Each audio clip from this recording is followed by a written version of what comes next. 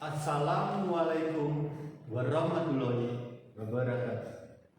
Salam sejahtera bagi kita bersama. Bapak, Ibu, dan rekan-rekan guru SMP Negeri 17 Surakarta yang saya hormati. Bapak komite dalam hal ini diwakili oleh Bapak Mudalan yang saya hormati. Ibu Dr. Anda Istianti Damayanti, Magister Pendidikan, selaku Kepala Sekolah SMP Negeri 17 Surakarta yang saya hormati. Sekaligus rekan-rekan siswa yang bergabung di dalam kepengurusan OSIS SMP Negeri 17 Surakarta yang saya cintai dan saya kasih. Dan seluruhnya para orang tua yang hadir, perwakilan yang dimuliakan oleh Tuhan Yang Maha Esa. Pada kesempatan ini biarlah saya menyampaikan sebuah sosialisasi tentang pembelajaran sosial emosional. Pembelajaran sosial emosional adalah merupakan sebuah pembelajaran untuk memberikan pemahaman, penghayatan, dan kemampuan untuk mengelola emosi. Jadi di situ kita mau mengelola emosi kita.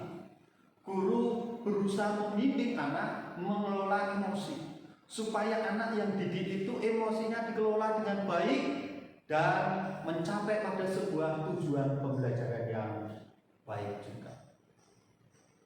Dalam pembelajaran sosial emosional ini menggunakan kerangka Castle, di mana di dalam kerangka Castle ini ada 5 hal yang akan kita pahami bersama, yang akan saya sampaikan bersama dalam rangka saya melakukan sebuah aksi nyata modul 2.2.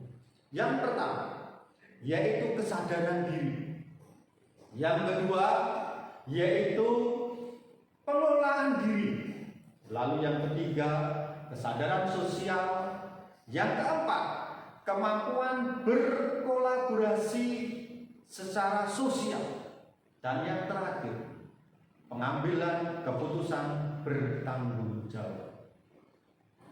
Bapak, Ibu, dan rekan-rekan, orang tua, serta rekan-rekan OSIS yang berbahagia saat ini, pembelajaran sosial emosional dapat diartikan sebagai pembelajaran kolaboratif yang melibatkan seluruh pihak.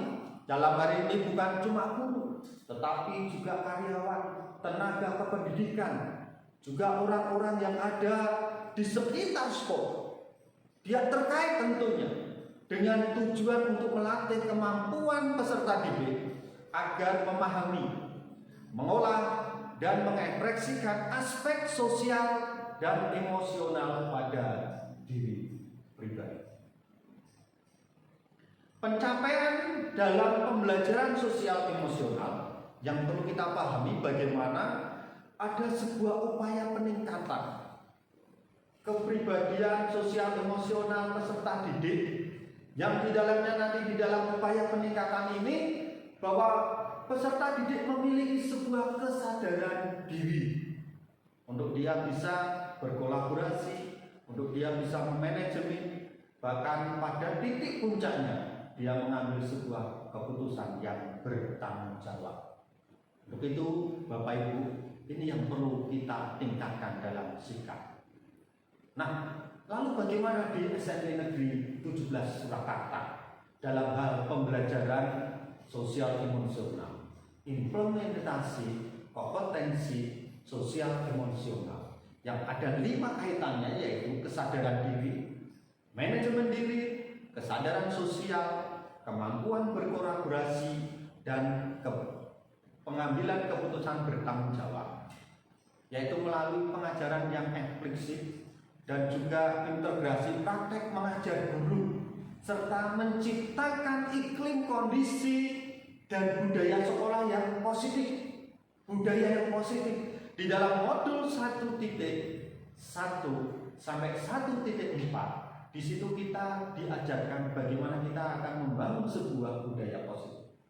Selanjutnya, Apa yang dimaksud dengan pengajaran eksplisit?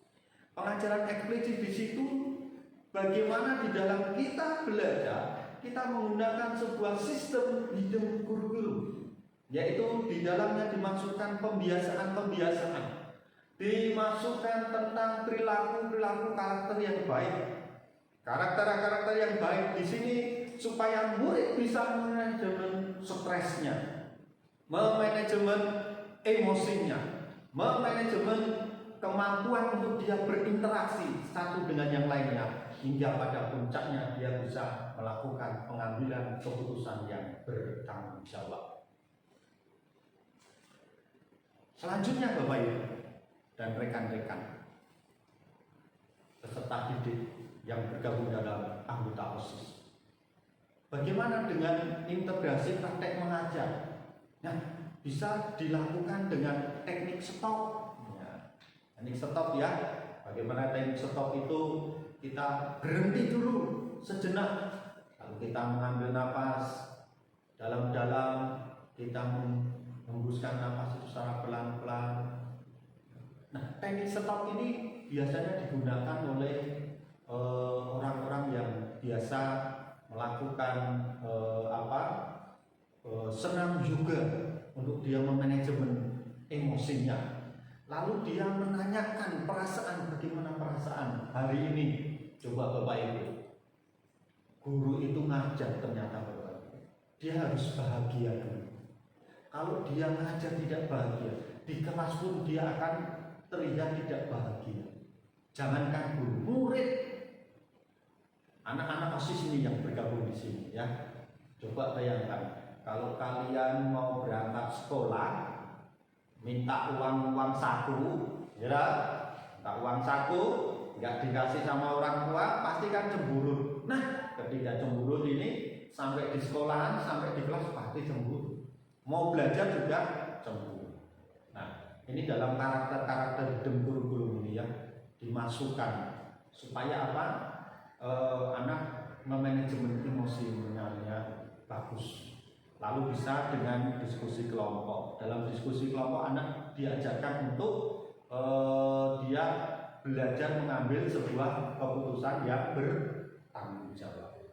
Tetapi jangan lupa, Bapak Ibu guru kalau sudah lihat anaknya berani melakukan sebuah tindakan, dia harus memberi apresiasi, ya, memuji anak. Oh, bagus, luar biasa pendapatmu. Oke, lanjutkan gitu ya. Nah, Bapak Ibu, semuanya itu harus diciptakan dalam sebuah iklim kelas dan iklim budaya sekolah yang positif.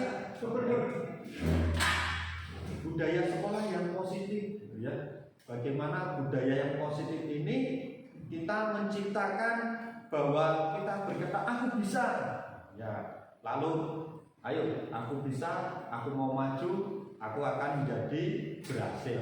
Budaya positif ini juga bisa dalam bentuk peduli dengan sesama. Budaya positif ini bisa juga dengan penting kita menjaga apa? Kebersihan bersama, mengunjungi tempat ibadah, rekan-rekan kita, untuk kita sama-sama bekerja bakti, bekerja sama kerja dalam sebuah bakti sosial untuk rekan-rekan kita yang berbeda dengan kita. Nah, Bapak Ibu, itulah yang bisa kita lakukan di sekolah kita, ya. Bagaimana pembelajaran sosial emosional. Saya sebagai salah satu guru di SMP Negeri 17 Surakarta, dalam hal ini mata pelajaran yang saya ampu adalah mata pelajaran pendidikan agama. Di situ saya menyadari bahwa yang namanya belajar pendidikan itu bukan cuma memberikan materi aja saja, tetapi pendidikan sejati adalah pendidikan manusia secara utuh, seutuhnya, bukan cuma hanya kognitifnya saja, bukan cuma hanya afektifnya saja, tetapi sosial emosionalnya ini juga harus disentuh. Untuk itu supaya semua berjalan dengan baik, terutama yang ada di tempat ini, Bapak Ibu, rekan-rekan OSIS, Bapak Komite, Ibu Kepala, dan juga beberapa perwakilan orang tua, perlu dicamkan ya, kita harus jadi teladan bagi satu dengan yang lain. Demikianlah yang bisa saya sampaikan dalam sosialisasi pembelajaran sosial emosional. Kiranya ini menjadi sebuah berkat bagi hidup kita bersama. Wassalamualaikum warahmatullahi wabarakatuh.